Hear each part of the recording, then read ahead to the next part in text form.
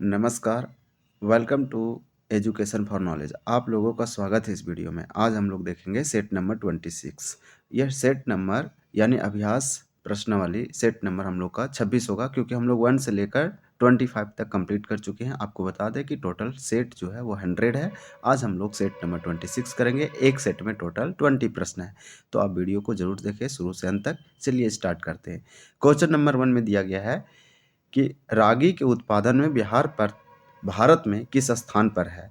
तो फर्स्ट का आंसर हो जाएगा ए, यानी प्रथम है। अगर रागी के उत्पादन, रागी के प्रोडक्शन में देखें तो बिहार पूरे ऑल ओवर इंडिया में भारत में नंबर 1 पर है, यानी फर्स्ट रैंक है, इसलिए इसका आंसर ए होगा। क्वेश्चन नंबर 2 दिया गया है। क्वेश्चन टू में आपसे पूछा जा रहा है कि श्रुति जायसवाल किस खेल से संबंधित है। तो आपको बता दें कि जो श्रुति जायसवाल है यह बिहार की एक खिलाड़ी है, प्लेयर है, और ये इसका जो संबंध है टेनिस से, यह टेनिस के एक उत्कृष्ट खिलाड़ी है। इसका आंसर हो जाएगा डी। नेक्स्ट देखेंगे, यह अगर आप पढ़ रहे हैं बिहार का ऐसा कोई भी एग्जाम जिसमें वहाँ पे बिहार स्पेशल यानी कोई भी बिहार का स्पेशल उस क्वेश्चन में पूछा जा रहा है, यहाँ पे सारे इंपॉर्टेंट प्रश्न है, यानी कि आप बोल सकते हैं कि प्रीवियस ईयर क्वेश्चन है, PYQ है। तो PYQ है, यानी कि यह BPSC और BSSC के द्वारा अलग अलग एग्जामों में पूछा गया है। 17 फर्स्ट BPSC के लिए भी इंपॉर्टेंट होगा, बिहार SI के लिए भी ये सेट इंपॉर्टेंट है, क्योंकि सारे ईजी है और सारे अच्छे क्वेश्चन दिए हैं। यही सब सारे क्वेश्चन रिपीट होते हैं, क्योंकि यह स्टैटिक जीके है। अगर टीचर 4.0 का तैयारी कर रहे हैं तो उसके लिए भी इंपॉर्टेंट होगा। थर्ड में आपसे सिंपल पूछा गया है कि रेगुलेटिंग एक्ट कब पारित हुआ था। तो 3 का आंसर हो जाएगा बी, 1773 1773 में रेगुलेटिंग एक्ट पारित हुआ था। इसके बाद यहाँ पे आप जान सकते हैं कि इसी के तहत जो कलकत्ता में बनाया गया था सुप्रीम कोर्ट। तो ये सब पॉइंट आप याद रखें। नेक्स्ट देखेंगे, क्वेश्चन नंबर 4 दिया गया है,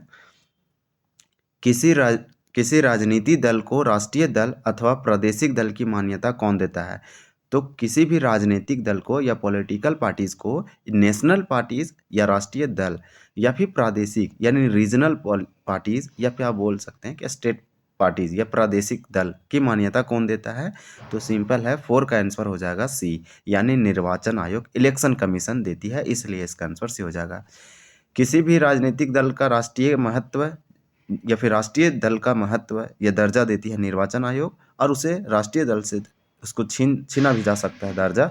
ये सब काम करती है निर्वाचन आयोग, इसलिए क्वेश्चन सी हो जाएगा। शतपथ ब्राह्मण के अनुसार किसने आर्य संस्कृत का विस्तार उत्तर भारत तक किया था। तो 5 का आंसर हो जाएगा बी, यानी माधव विधेय। माधव विधेय ने, शतपथ ब्राह्मण के अनुसार बताया जा रहा है कि माधव विधेय ने आर्य संस्कृति का विस्तार उत्तर भारत तक किया था। किसका किया था? तो आर्य संस्कृति का, उत्तर बिहार में।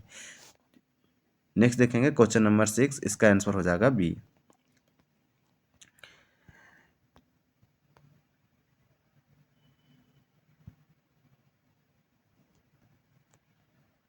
क्वेश्चन नंबर 6 दिया गया है, आप देख पा रहे होंगे अच्छे से। क्वेश्चन नंबर 6 में दिया गया है, सुंग वंश का अंतिम शासक कौन था। तो सुंग वंश का जो अंतिम या लास्ट रूलर जो था वह था देवभूति। तो सुंग वंश का आप याद रखिए कि सुंग वंश का अंतिम और लास्ट शासक रूलर था देवभूति।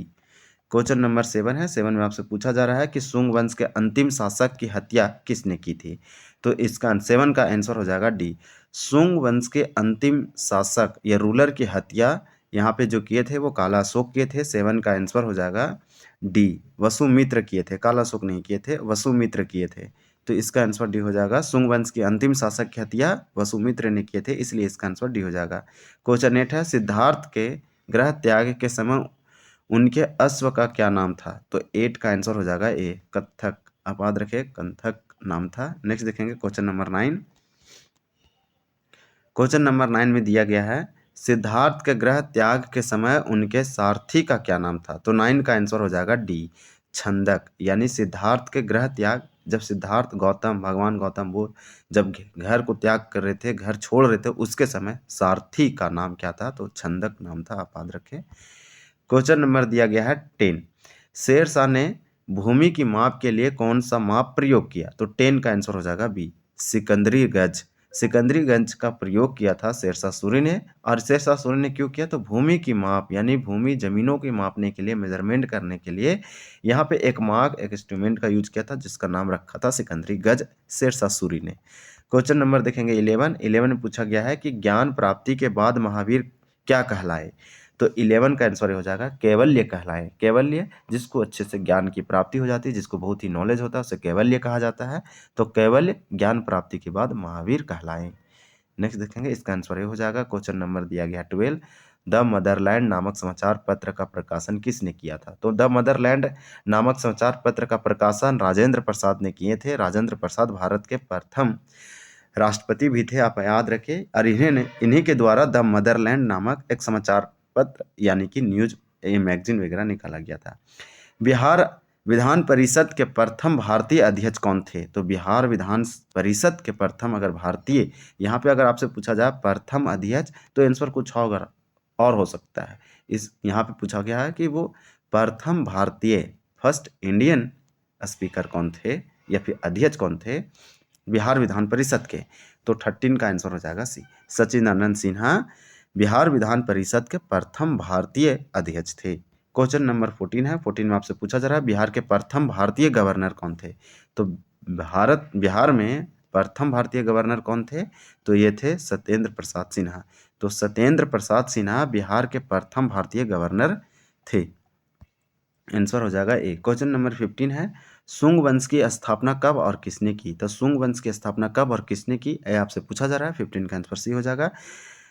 185 ईसा पूर्व यानी 185 ईसा पूर्व पुष्यमित्र ने किया था सुंग वंश की स्थापना। तो किसने किया, अगर आपसे पूछता है सुंग वंश की स्थापना, तो पुष्यमित्र ने किया था। और कब किया था? तो 185 ईसा पूर्व में किया था।